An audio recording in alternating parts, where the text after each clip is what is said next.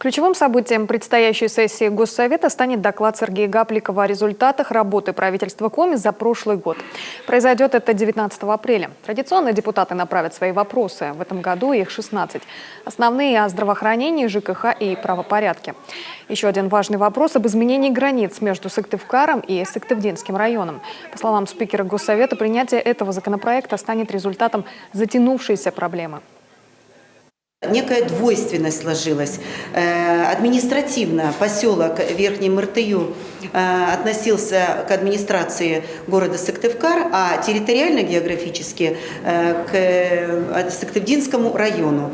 И зачастую жителям этого поселка приходилось часть вопросов приезжать, решать в администрации города, а часть вопросов нужно было ехать, конечно же, в администрацию Сыктывдинского района. Буквально на днях мы получили коллективное обращение жителей этого поселка в части получения справок для получения субсидий.